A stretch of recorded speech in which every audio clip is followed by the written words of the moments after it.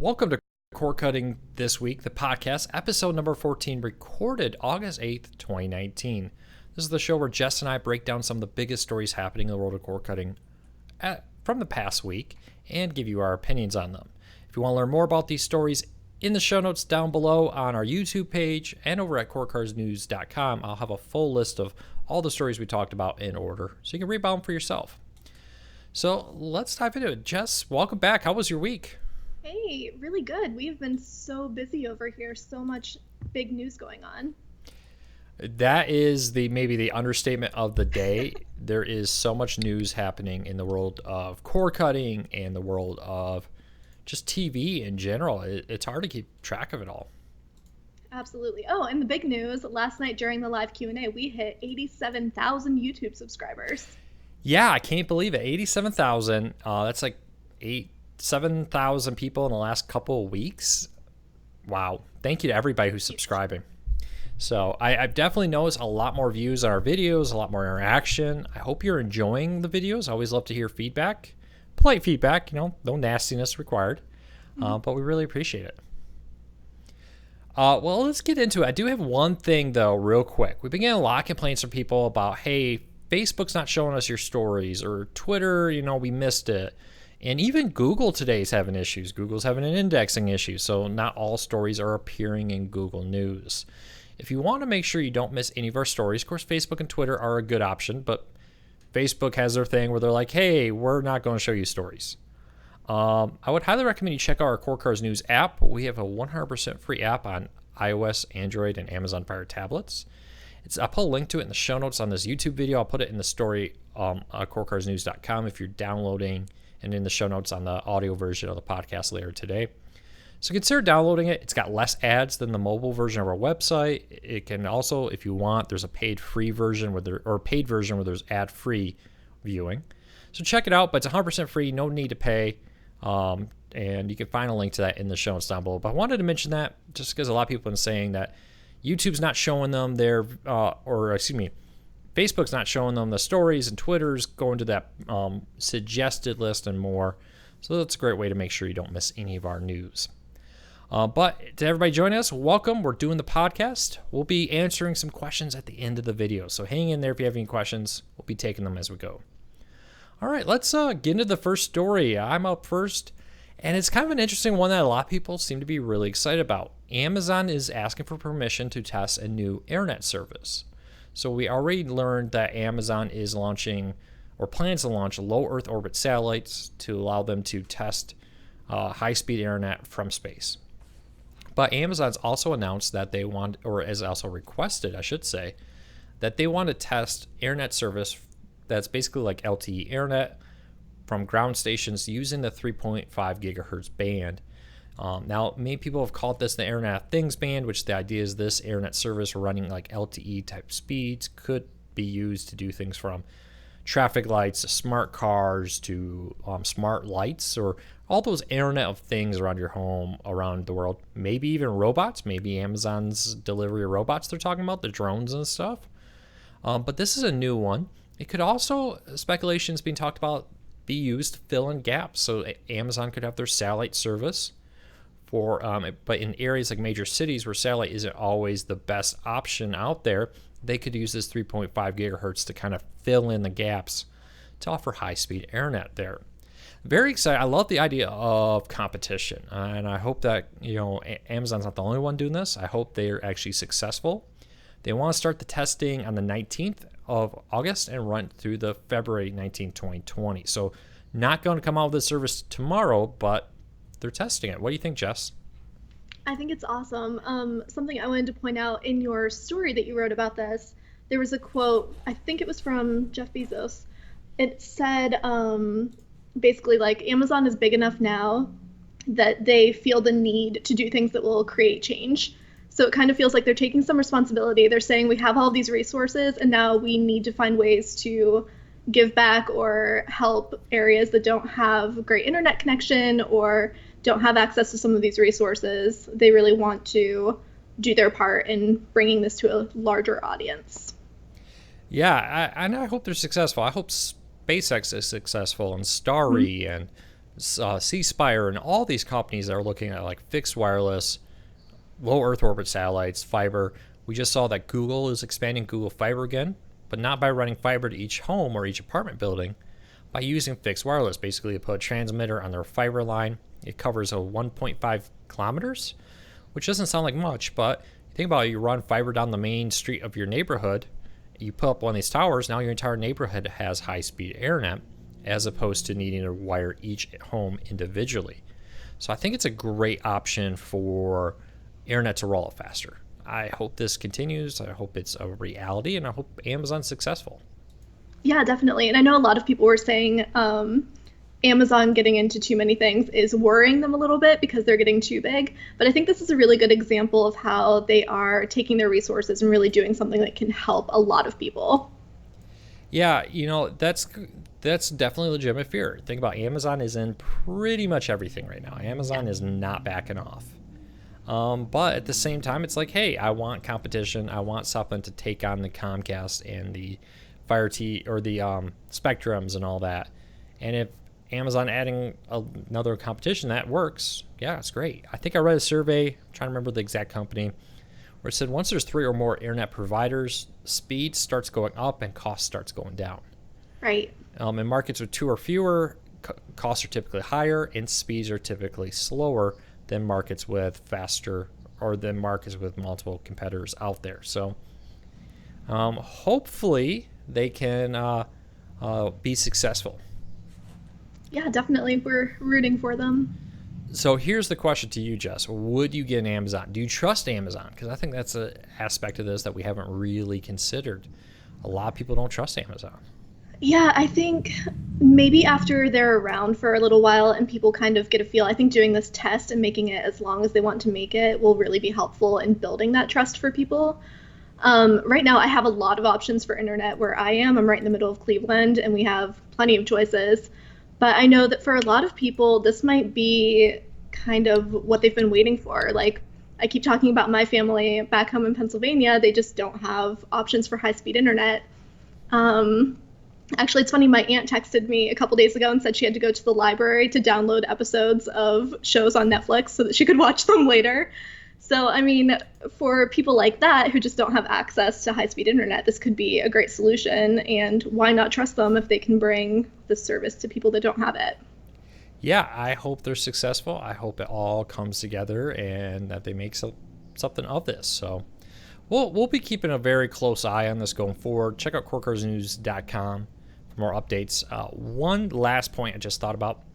This network could be LTE compatible, basically an LTE service. Amazon had at one point looked at buying Boost and becoming a phone company. That didn't plan out.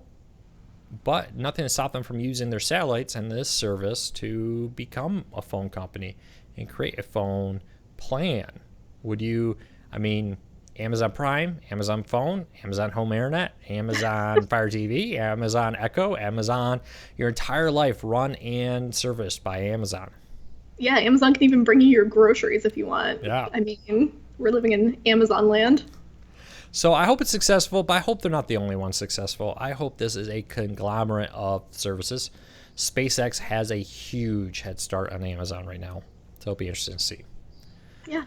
All right, Jess, why don't you take the next story? Yeah, so you mentioned Comcast in that story, and now we're going to talk about something that Comcast is doing. They are now offering high-speed internet for just $9.95 to qualifying subscribers. So this is something that Comcast has been doing for a while. They've been offering this discounted service to, there are 4 categories: people whose family qualifies for the National School Lunch Program, HUD housing, low-income veterans, and senior citizens. They've been making that available, but only in select markets. So our story this week is about them expanding that to all qualified subscribers.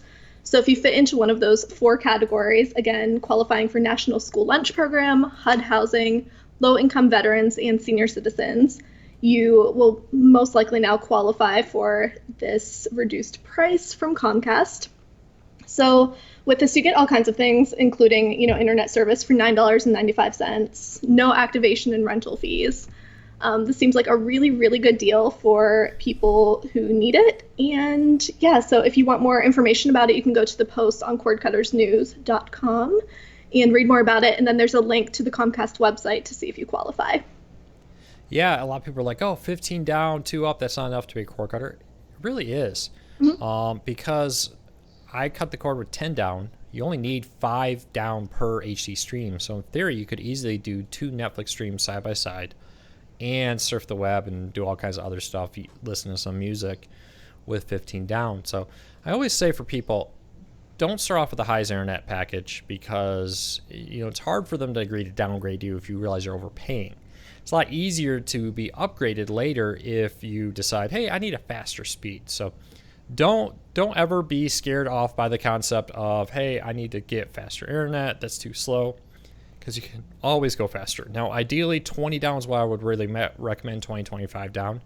But if you're on a fixed budget and you qualify for this, give it a try, see if it works for you. Many people have been telling me that even though it's advertised as 15, they're actually getting 18, 20 down.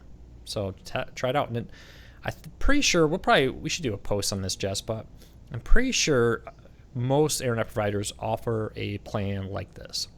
Yeah, I'll look into that later today. I thought about that too while I was making my notes. I'll look into it and just see what other companies are offering. Yeah, because I know Spectrum does, and I think AT&T does. So I'm pretty sure most do. I think it was required recently that they offer a plan like this to qualifying people. And really, honestly, there's a lot of room in here for a lot of people. School lunch program, HUD assistance, low-income veterans, and I believe there's some limitations on being a senior citizen to acquire this. So make sure you read the full rules over on the Comcast website to acquire that. Yep, and you can find a link for that on the blog post that we posted this week. Perfect. All right. Anything you want to add? No, just that's a really great deal. And I know maybe it's not the ideal package for everybody, but for only $10, you really can't beat it. Yeah, and I just grabbed the list just to read off exactly how you can qualify for this.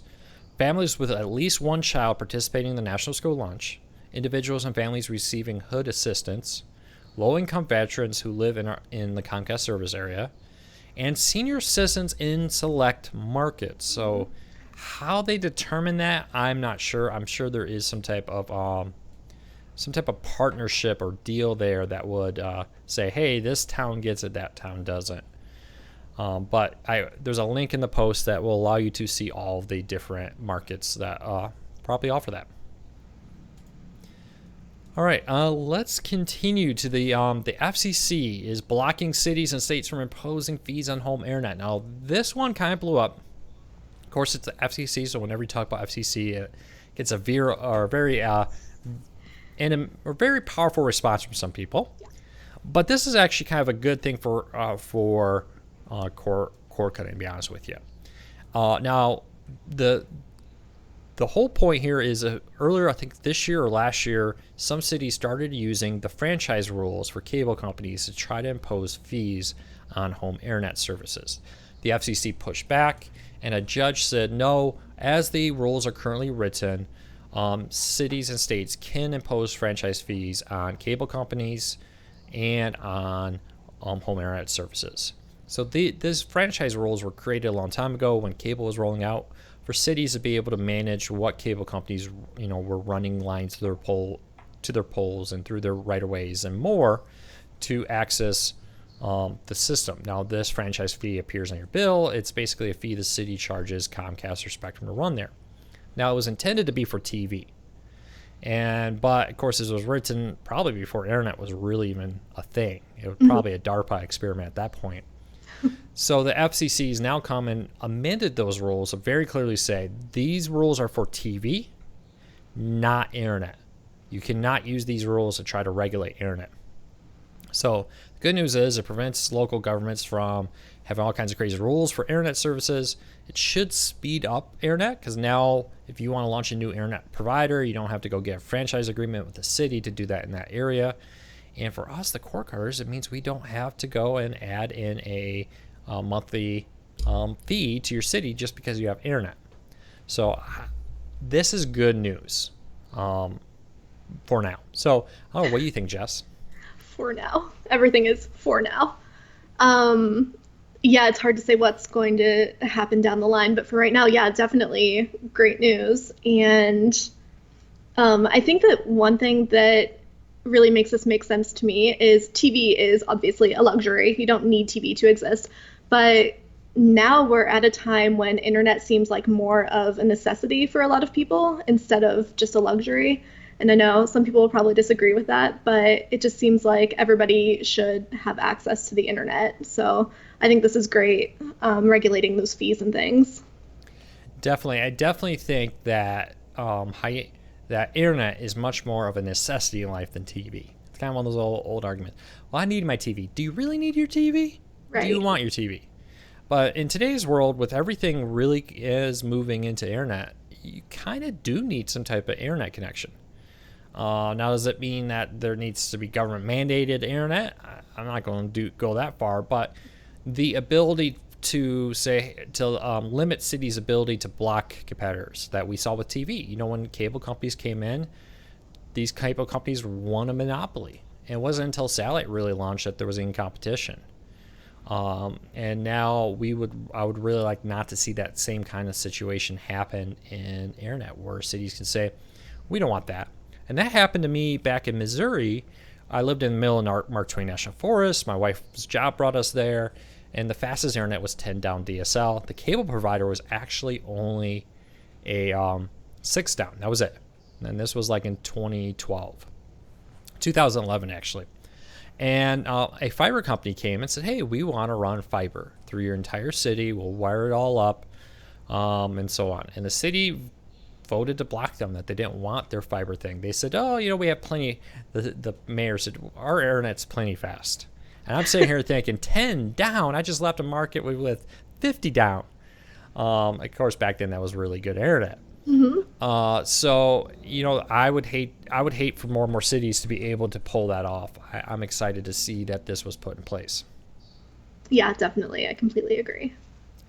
So, but to question everybody who had the negative side of this, many people are like, oh, the FCC, how can the FCC do this? Didn't they give up net neutrality? Just to be clear, this has nothing to do with net neutrality. Is actually, if anything, it reinforces their claims of net neutrality, that the FCC rules are not for internet. FCC rules are for TV. That high-speed internet is regulated by the FTC, so the Federal Trade Commission is handling internet services. So keep that in mind. All right, did I miss anything in that long monologue? I don't think so. I think you covered it all. That was, yeah, a lot of information, but also very important and very good to know. All right, well, let's talk about maybe one of the biggest announcements that right now, Disney. Jess, why don't you break it down? Yeah, so Disney just announced a $12.99 bundle deal for Disney Plus, ESPN Plus, and Hulu. So this is kind of huge news. I mean, we had been speculating about a potential bundle between Hulu and Disney Plus, but now they have confirmed that this is something that's happening. So normally these three streaming services combined would cost $17.97. So now you're getting a great deal if this is something where you want all three of these streaming services. If you don't, you can also, they've announced you can add Disney as an add-on to your Hulu subscription. But if you want all three, this is a great deal, $13 for all three of them. So this is only for the limited commercial on-demand version of Hulu. So right now they have not given information about bundling the live Hulu version. They still have plenty of time. I mean, we won't be seeing this for a while, so there's still plenty of time for them to announce something with the live version of Hulu. But yeah, so for now, if this is something where you are interested in all three of these services, Disney Plus, ESPN Plus, and Hulu with limited ads, great deal for $13. Yeah, honestly, this is like a direct shot at Netflix, isn't it? I mean, Oh, for sure. Netflix is $12.99 for Netflix in HD.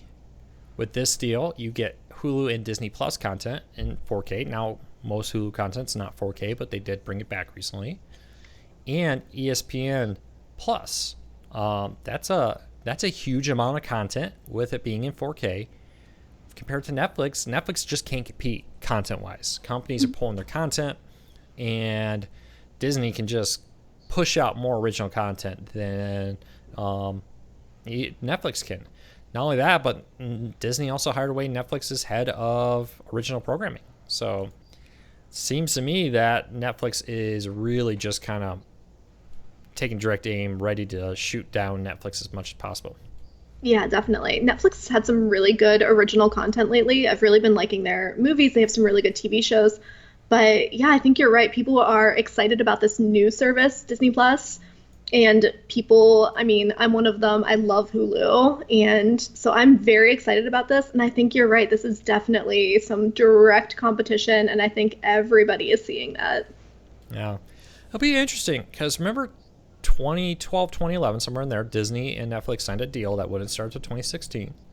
Content was there. Like a year and a half later, Netflix and Disney break up.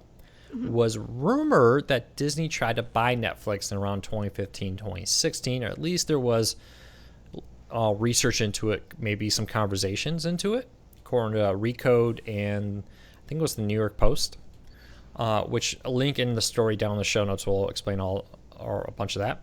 And I was very interested to see how quickly that went from let's work together, maybe even merge into one company to, we could probably kill Netflix. We could just squash them if we really put some work into it. I'm honestly don't know if they could. I for all the talk about how Netflix can be destroyed, they have 100-some million subscribers. Mm-hmm. They're wildly popular. People love their Netflix originals. Stranger Things, House of Cards, Orange is the New Black, Last Chance You, and more. These are must-watch TV on the level of pretty much anything on ABC right now. What do you think, Jess? What could Disney really knock Netflix out? Yeah, I think it's interesting because to me, it seems like this is a great deal for cord cutters. So cord cutters who have Hulu, like using Hulu to watch TV, this is great for them. And yes, competition for Netflix. I think what Netflix has going for them is that even cable subscribers want Netflix. They like having movies on demand. They like the original content, like you said. So even cable subscribers are keeping their Netflix subscription. I don't think that cable subscribers are as likely to go with this Hulu package unless they are planning to cut the cord. But otherwise, I think that people are just used to Netflix. They like Netflix, and I don't think it's going anywhere. Well, I think Disney's taking direct aim at Netflix. I think they actually may do more damage to HBO Plus, Apple TV Plus, or HBO Max, excuse me. Too many services with similar names. HBO Max, Apple TV Plus, the new unnamed NBC service, and more are, let's be honest, I don't know if how they can compete as well with Disney's bundle here. According to reports, HBO Max will be $16, $17 or more. NBC's one will be $10 or more. It was actually reportedly going to be even more, but when Disney announced their $6 price, that they cut the price there. I don't know. I if I had to put money on it, would say I would bet Disney Plus and Netflix before I would bet on HBO Max and Apple TV Plus and the NBC service. Yeah, I completely agree. I think that's a really good point. And we've been saying for a while now, our speculation has been that Disney Plus will be the new streaming service that will survive before any of the others. I think that's even more apparent now. Yeah, especially if they come out, so they announced this on an earnings call, and it was a teaser. Disney is the expert of just dropping little snippets of news here and a little snippet of news there so that they can continuously keep Disney Plus in the news. And now, so this is what's happening. And I would not be surprised to find out that there's going to be a bundle just for Hulu and Disney Plus without ESPN Plus, a Disney Plus with Hulu Live TV bundle and ESPN Plus. That makes a lot of sense. I think we're just starting to learn their total bundle packaging. And honestly, I think this could be devastating for all these people out there, especially for Apple TV. I just don't, the Apple TV Plus service, how are they going, unless they keep it dirt cheap, or, maybe they announce it for free for the first 6 months or something, like kind of like what they did with Apple Music, before they start charging, because they just are not going to be able to compete in content. Yeah, I completely agree. I do like Apple. I'm a fan of Apple products, but I just don't see that going super well. I think that they're trying very hard with some of these big names, and I've mentioned this before. They have some really huge names like Oprah and Reese Witherspoon for their original content, and I think that's what they're really banking on. But I mean, I think they're gonna have a really hard time competing with Disney Plus. I'm excited. I can't wait to learn more. Well, we're gonna have to wait. A lot of people were asking, do I think Disney Plus will come out early? No, I think they are still sticking to the November 12th release date. So we'll see. I have a good feeling about Disney Plus. I definitely will be subscribed and testing out for nothing more than this. But I suspect I'll probably keep it just for all the content on it. Yeah, agreed. I love my Hulu subscription, and I'll probably just add Disney right on. All right, let's keep moving because we have another Disney story here, and this one's a little bit sad, a little bit. Disney had kind of a bad quarter at the box office. Now, I know a lot of people said they had big name movies, but they also had big name flops. Dark Phoenix was one of the big flops, cost $200 million to make, only made $65 million at the box office. So you need a lot of big hits to offset the costs of big failures too. So Disney has announced that movies currently developed from 21st Century Fox that they now owned are being canceled, with the exceptions of the new Avatar, Planet of the Apes, and Fox Searchlight's movies. Fox Searchlight movies are kind of their independent movies, which also include probably the one that most people know about Fox Searchlight was Juno. If you remember, Oh, yeah, yeah. the movie, kind of a sleeper hit. I think it was kind of weird. It became the second most popular movie in the United States, but it was only like in a handful of movie theaters at the time. And that's because it's kind of their, I know it's Fox, so it's not really independent movies, but it was kind of their independent movie places where they'll take more risk. So those movies are safe. Everything else is canceled at this moment. Now, this is for movies in development, which means movies that haven't started production yet. The movies who are in the early process of getting directors, finishing scripts, that kind of stuff. It doesn't mean any of these won't be brought back, but for now, Disney's saying we're going to hit the reset button on 21st Century Fox. We're going to really review what's being successful, what's not. And Disney also announced that the Fox superhero movies like X-Men, etc., will be moving under the leadership of Disney executives. So I'm a little nervous because I always thought Disney movies and Fox movies were noticeably different, to be honest with you. And so I'm a little nervous about this. Jess, what about you? It's interesting. I was very surprised to see this. I think that with so much going on, it was probably just a money move, so understandable. I'm wondering, so Disney now owns all of this. Is there a chance that they'll take some of these movies that were in development and develop them for the streaming service instead? Completely possible. I mean, remember, just because they're stopping all these movies in development doesn't mean they can't say, after review, we're going to go with this, we're going to go with that. Anybody who's ever been in a business that's been merged with another business, and you're the small business being merged in, yeah, you know how that feels. I remember when I was a realtor, and we were one of the larger companies, but a Coldwell Banker franchise bought us, and we became the largest in the whole state of Michigan. But, and there was this like quick moment where everybody's looking around like, okay, who's going to go? And suddenly like this office closed and that office closed and this changed and that changed. And when it's all done and said, they were like, okay, this program was good. That program was good. We're going to keep that. But this one isn't working the way we want. That one isn't working the way we want. So, and they did a really ugly remodel of our office too. I don't think that Disney would make anything ugly, so I don't think that they have that problem. Oh, don't count out Disney on that. There has been some pretty nasty remodels of. I just dropped a cup of water on my desk. I did that last week. That was whenever I lunged across my desk last week. Sorry, everybody. If you just heard a bunch of water running sound, that was my cup of water all over the desk. Yeah, whatever. Yeah, so you never know what's going to happen here. I hope they save a bunch of these movies. I hope they keep a bunch of this content. But at the same time, it may be good.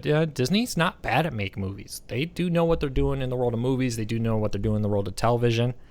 And so I wouldn't be surprised all this is good. I am nervous. I enjoyed the X-Men movies and stuff separate from the Marvel movies. I thought the whole look and feel of them were very different. I thought that was a good thing. I don't really want X-Men and all that to look like Marvel next. Yeah, I think this is actually a great opportunity from Disney if we're looking at the silver lining of all of this. It would be great if they could keep some of these Fox people on.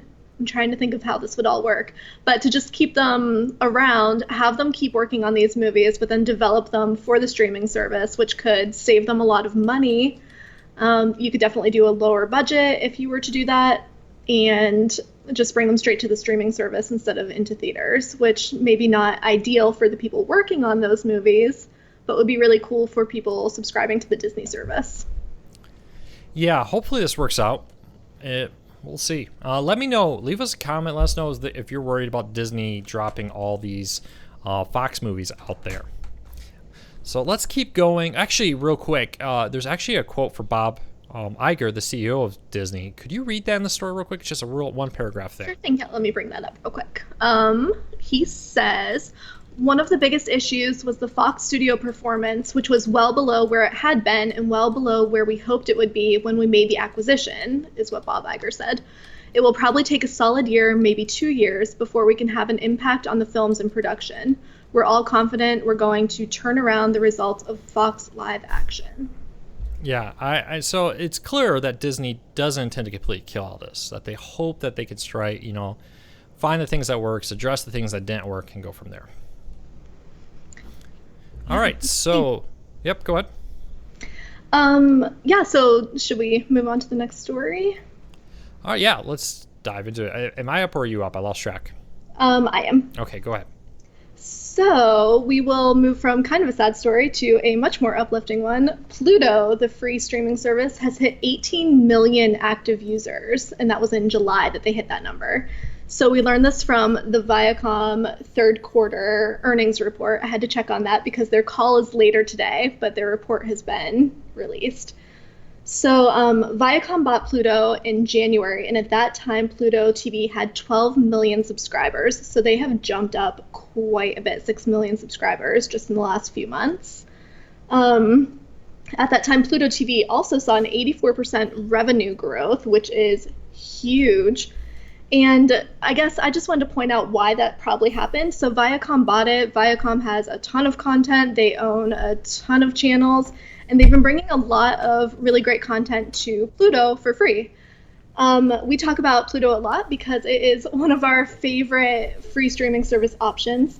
So some of the channels that they brought in were 3 new MTV music video channels. There was a Teenage Mutant Ninja Turtle channel, which is awesome. A British TV channel, Logo, classic Doctor Who, and those are just a few. We've been posting about it seems like nonstop, all these new channels on Pluto TV. So this is huge, really great news for Pluto TV, really great news for cord cutters because it's great content for free. And Viacom's earnings call is later today, and we'll be posting about that as we learn more. And first, special thank you to Becca for bringing in paper towels. Good job, Becca. Yeah, I emailed her. I was like, hey, Becca, I need paper towels. I just got water all over everything.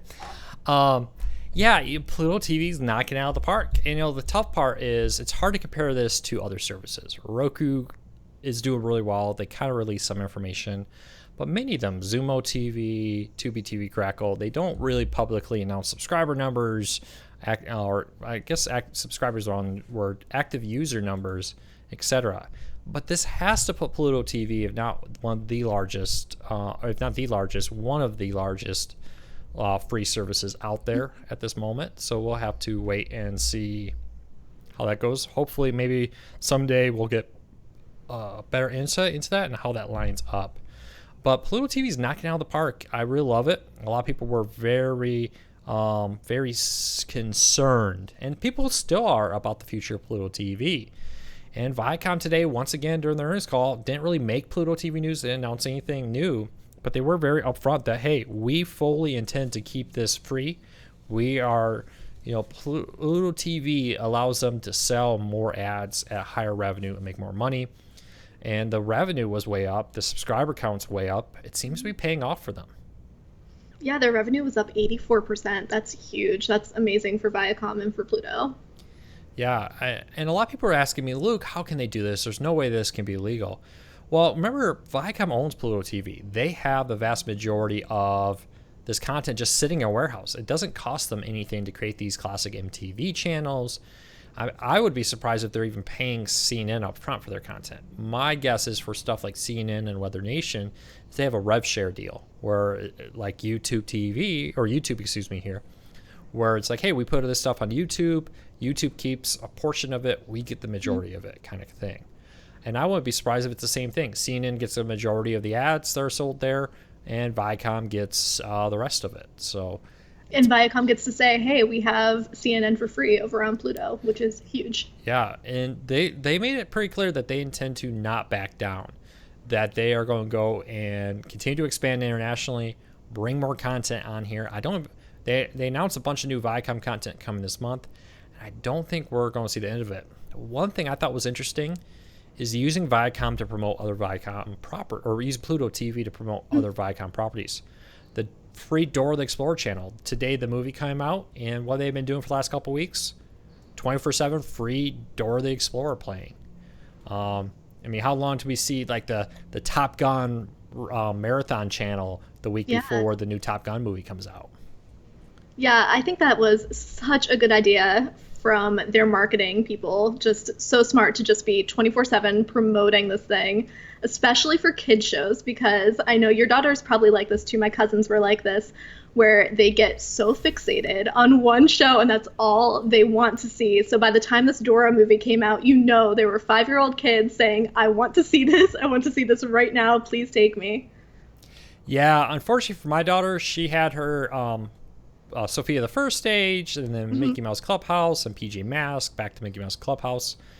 And for right now, it's YouTube videos, and it's exclusively YouTube videos. She could care less about Nickelodeon and Disney right now. I mean, she likes watching the movies from Disney and stuff, but as far as TV time, that's all about YouTube videos. Lord help me. She did kind of become a YouTube star at the end of a Q&A last week. There you go. She wants to be a YouTuber like everybody she sees on YouTube. That's awesome. So I'll be very interested to see what's happened here. Pump the brakes. I know everybody's natural defense here is to say the world is burning down, right? Pluto TV is going to get destroyed by Viacom. And honestly, I think Viacom's been doing a very good job of taking care of Pluto TV, of protecting it, of understanding what it is and what it isn't, and going from there. So hopefully they continue to do that. Yeah, definitely. I really like what they've been doing. I think that something that they're doing really well is not trying to turn this into the next Hulu or the next Netflix. They're really saying, here's some really unique channels. You're not going to find these anywhere else. It's just an opportunity to go on, flip through the channels, find something that looks good. They're not expecting you to sit there and watch Dora the Explorer 24/7, but just making it available. And I think that was very smart on their part. I think it's very unique, something that you're not seeing everywhere else. And I'm hoping that it just keeps growing. All right. Last story up of the day. Unless you have anything you want to add, Jess. Nope, I'm done. Let's talk about AT&T and their email snafu yesterday. So AT&T emailed a bunch of DirecTV Now customers whose billing date was the 7th of August to inform them that starting in September, their promotional rate, promotional period, all that stuff was coming to an end. And that they would now be paying full price. So they would lose that grandfathered $25 discount and more. This seemed to have affected people who took advantage of that offer to get $10 off for 6 months when the AT&T DirecTV Now price hike happened, now called AT&T TV Now. By the way, all the emails from AT&T still say DirecTV on it, which is quite confusing. But they sent all these emails, and we emailed them. They didn't reply. We ran a story about it, and it took them good 5-6 hours for them to get back to us. And what AT&T said was the emails that went out today notifying customers that they're losing their grandfather promotions went out in error. AT&T says they are not ending grandfather pricing, but did once again refer to the $25 discount for grandfathered subscribers as a promotional rate. Now, AT&T CEO has been very clear that they want to end promotional rates. For now, this one seems to be protected. But we'll see what happens here. The thing I found interesting here was how long it took AT&T to get back to us. Usually when something like this happens and they're like right on it, nope, sorry, not the case, this was an error, whatever. But this went out to a lot of people and they really sat on it. I know a lot of people said, well, I didn't get it because it waited until, because it doesn't take effect until September, so you needed to wait until your August bill date before you would have got the email. But good news is you're keeping your promotional rate.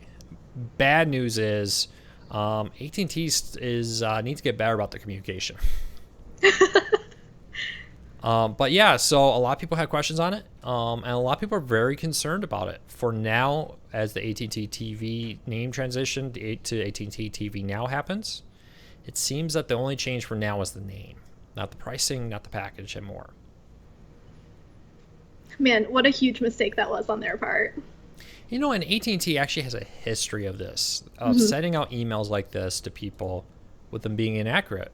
This has got to be the biggest of them all, though, to send it to so many people that they're losing their promotional rates.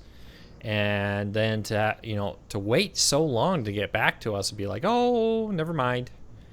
It's very interesting. Yeah, and it took so long that some people, especially in the Q&A last night, I noticed a lot of people were speculating that it was not an error, that they did this on purpose, saw the backlash, and backpedaled. So what do you think about that? No, I honestly think if AT&T wanted to do this, they're just going to do it, right? AT&T's got lawyers. Here's one of the things I always find funny. Oh, look, Dish is suing all these IPTV people. It must cost them a ton of money or this, that. No, Dish has full-time lawyers on salaries. They're just sitting around waiting for something to do. AT&T is the same thing, right? If they really wanted to get out of this, they would get themselves out of it. But as of today, they seem to be very happy being offering this. So for now, if you're a grandfather customer, you're worried about the name change, I wouldn't be. Oh, there you go. Yeah, we had a lot of people asking about it, and we just keep sending them the link to the story because all the information you need is right there in the story. Yeah. One thing I do want to point out too, reach out to us. This story came because multiple readers emailed us their emails being like, hey, I'm a grandfather subscriber. I'm losing my subscriber rate next month. Help. So don't be afraid to email us. Go to corecarsnews.com, click on the contact us button, send us an email. If you find a deal, you find a news story, we want to help, or we want to hear about it because it helps us cover the news. Yeah, definitely. Keep them coming. And yes, we do read all the emails. Someone emailed this morning and said, is anyone even looking at this? And yes, we are. Yep. Sometimes it takes us a while. We get a lot of emails. A lot of emails, but we like it. It's a huge help. Absolutely. All right, Jess, do you have some questions from all the viewers and stuff today? I do. Yeah. Do you want to do that first or recommendations first? Let's do questions if you're ready, and we can do recommendations. I am. I have been scrolling through this chat. I am multitasking and grabbing questions as we go. So this is less of a question, more of a comment, but maybe you want to comment on it. Richard says, I hope Disney Plus will release their live action shows that they did back in the 50s, 60s, and 70s. What do you think about that? Very possible that classic shows could come back. Sinclair's talked a lot about this. NBC's talked a lot about this. Pretty much everybody is now. The fact that, hey, we have this content sitting around. I would love to see chips streaming on Netflix or something, or on a service. But we have all this old content. It doesn't make us money sitting in the vault somewhere. It is slightly expensive to make a DVD of a show, but it's pretty darn cheap for us to just turn it into digital and put it on a streaming service. We don't have to print the DVDs and hope somebody buys them there. So I would expect more and more shows to come back, and honestly more and more reboots, because they can mass produce these reboots. Yeah, definitely. I love the reboots. I'm very much enjoying this new trend. TC Smith says, I don't know if this was mentioned before, but Roku reported great growth and great earnings last night. Yeah, Roku smashed, and we have a full story about over at corecarsnews.com from yesterday, but Roku smashed expectations. Of course, they did so well. They were kind of like, hey, we had an unusually really good quarter. We expect growth, but this quarter may not be indicative of next quarter's growth because it was so big. And of course, now the stock market's like, maybe we should sell Roku because, they did really well, but maybe they won't do as well next time. You have to love the stock market on that. But a few things interesting about Roku's growth is a lot of it came from ads and subscription revenue. Streaming player growth was strong, but they're not making a ton of money there. They're basically selling the players and the TVs at cost in order to go and be able to, not really at cost, they're making a profit, but in order to make most of their money from ads and videos and subscriptions and more. So Roku is following the Google model, and that seemed to work out very well for Google, and it seems like it's going to work out well for Roku. They reiterated a plan to have like $1 billion in revenue at some point or something along those lines. So hats off to Roku for all the talk about Amazon and Apple eating Roku's lunch. Roku is still the 500-pound elephant in the room that everybody's still trying to slay. Yeah, definitely. Roku is great. Love Roku. And our readers definitely do too. We hear that a lot. Got some big fans. Two questions I want to jump in on, Jess, real quick. Yeah. People are saying Epix isn't showing up on the DirecTV Now website and their CBS is still not working. So yes, today AT&T announced that Epix would be coming to DirecTV now called AT&T TV Now, and that they struck a new deal with CBS. So locals will be returning to DirecTV Now, AT&T Now. Sometime today is what they said. Now, some CBS-owned locals are already live on it. I'm hearing trickles in every couple hours that, my local kind of came up. So if your local isn't live yet, it should soon be live. And Epix should be live on DirecTV Now, AT&T TV Now by the end of the day, I'm hoping. Now, you may have to go to the new one. They have the DirecTVNow.com website, and then they have, I forget the domain name, but the AT&T TV Now website. Mm-hmm. So it may not appear on the older DirecTVNow.com website. Any other questions? Sorry, I kind of jumped in on you. No, that's totally fine. The AT&T website. Oh, nope, never mind. I thought I had enough, and I did. Yeah, not to be confused with the AT&T TV website, which is severely confusing people. And one note here, a lot of people are like, well, AT&T TV is promoting 500 gigabytes. I'll get 500 gigabytes, 500 hours of DVR. Does that mean I'm going to get 500 hours of DVR when the name changes for DirecTV Now? Not necessarily. Remember, they are two separate services. Just because AT&T TV gets something doesn't mean DirecTV Now, it's new rebranded AT&T TV Now, will get it also. Keep that in mind. Different services. Don't confuse them two. Don't think because something happens on one, it will happen on the other. Right. It's a lot to keep track of, and we are trying to as much as we can. I do actually have two more questions. One of them we kind of touched on a little bit. Do you think that we'll see other Disney Plus bundles, including one with Hulu with Live or one without ESPN? I think it's very probable. Maybe not at launch, because remember, the limited commercial plan is very profitable.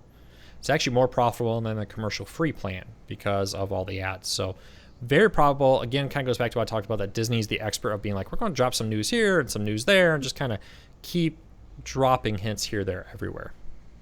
Yeah, it keeps people interested. So definitely. It's working. And then my last question is actually from the Q&A last night. A lot of people were asking about what the recent blackouts for sports on these different streaming services, whether that will have any effect on the NFL Sunday Ticket. Not yet. NFL Sunday Ticket is still running exclusive as a DirecTV Now or DirecTV package this year. Of course, there is the student plans, all of that. I do understand. But we'll see. All indications are that the NFL intends to continue with the DirecTV partnership for NFL Sunday Ticket through the 2021-2022 season. After that, their contract with AT&T is over. And the NFL has been pushing the idea that they intend to, in that, not go exclusive with DirecTV going forward. There you go. All right. Should we do recommendations next? Yes, definitely. All right. Next up for recommendations, there's been a lot happening. I've actually been watching something different, but I've been watching the best college football games of 2018 on ESPN. So that was fun. But I wish it was today, so I could recommend it. But ESPN 8 reappeared, the Octo. If you ever watched the Dodgeball movie, they made fun of ESPN 8. Dojo. Yeah. And they had it back. It's usually today, but last year was last year. And they had like tram racing, the European Professional Tram Driver Competition, lawnmower racing, all kinds of stuff. It was really fun. So check out ESPN. They've been really stepping up their game on content recently. So check it out. They're doing less studio shows, trying to show more sports. And I had a lot of fun watching the Octo in the office yesterday, or the Ocho, or whatever they call it. Ocho, yeah. I wonder if that's because of this Disney partnership. I wonder if they're trying to get people super interested in ESPN. This is kind of a slow period. One thing, for whatever you think about ESPN, the staff behind there kind of has a sense of humor about themselves a little bit. To kind of, here is the Dodgeball movie making fun of ESPN. Let's be honest, ESPN 8 and the Dodgeball movie was a complete, shot at ESPN. And ESPN was like, yeah, we can have fun with this. We could be the Ocho for a day. So check it out. If you didn't miss it, they put a bunch of that content on YouTube, and it was hilarious as doesn't even begin to describe it. I will definitely be watching that later. After work. I won't watch it all. Yeah. My recommendation this week is one of my new favorite shows, Schitt's Creek. I love it. It's a pop TV show, and I've been watching it on Netflix. Netflix right now has seasons 1 through 4, but the CWC, the free streaming service from CW, is now streaming seasons 1 through 4. So if you haven't already watched Schitt's Creek, you can catch the first 4 seasons for free on CW Seed. The 6th and final season is about to come out on Pop TV. So season 5 is missing in there somewhere, but for right now, you can catch up on seasons 1 through 4. Yeah, sometimes with some of these deals, they don't drop the last season until right before the new season comes out. Mm-hmm. So we'll keep a close eye on that. Yep.